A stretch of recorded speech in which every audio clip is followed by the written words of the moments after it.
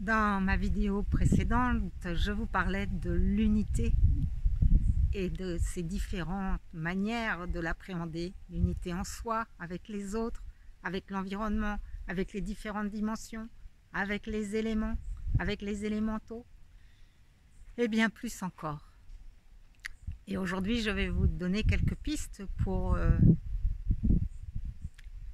l'appréhender intérieurement. La première, c'est d'avoir conscience que nous sommes des êtres vibratoires, des êtres fluides, des êtres d'ondes, avant d'être des êtres de matière. Tant qu'on tourne notre regard uniquement vers la matière, vers la forme physique que je suis, la forme physique que mon environnement est, avec ces arbres, avec cette nature environnante, je me sens séparée. Séparée de vous, séparée de mon entourage et de mon environnement.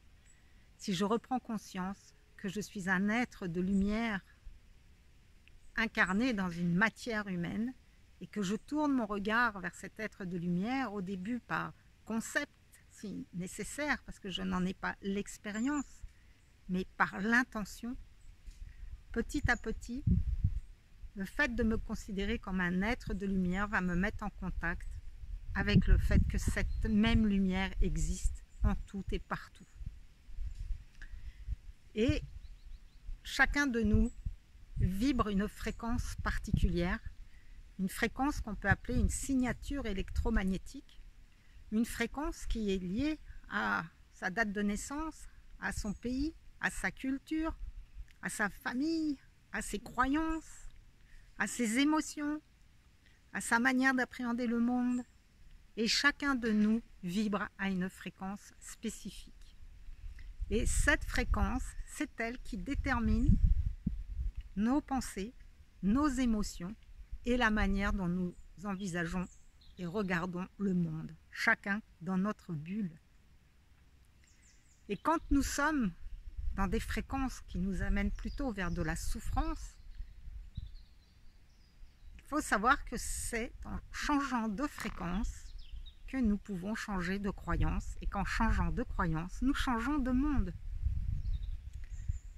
C'est très simple si l'on pense à la critique qui rabaisse, ou au contraire, au compliment qui élève. Comment nous parlons-nous à l'intérieur de nous?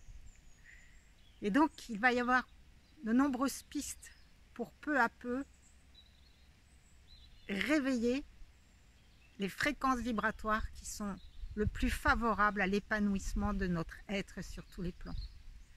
On peut agir sur le corps physique en changeant notre alimentation pour une alimentation plus vivante, plus variée, moins lourde, en diminuant le nombre de repas, en testant des nouvelles manières de manger, peut-être en arrêtant le petit déjeuner, peut-être en supprimant le gluten, peut-être en supprimant le sucre quelques jours, supprimer la viande, pour voir, pour tester qu'est-ce que ça fait. Il y a bien sûr tout le mouvement qui nous remet en contact avec la vie, pour ce qui est du corps physique, et tellement d'autres pratiques, qui est d'agir en fait sur ce corps physique pour le redynamiser. Ensuite, on peut agir sur notre corps émotionnel en apprenant à nous accueillir vraiment tels que nous sommes, sans vouloir être différents. On peut agir au niveau du corps mental en observant petit à petit comment nous nous parlons à l'intérieur, en développant l'observateur. Et si je suis capable d'observer mes pensées, c'est que je ne suis pas mes pensées. Alors qui suis-je? Qui suis-je au-delà du mental? Qui suis-je au-delà de mes pensées? C'est là que se trouve la paix intérieure. Et sur le plan spirituel, je peux découvrir des méditations avec ou sans des mantras. Moi, j'aime beaucoup les mantras qui permettent d'amener une nouvelle fréquence justement au corps, à le nourrir différemment de manière subtile. Et c'est qui peu à peu vient modifier justement cette signature électromagnétique à notre insu.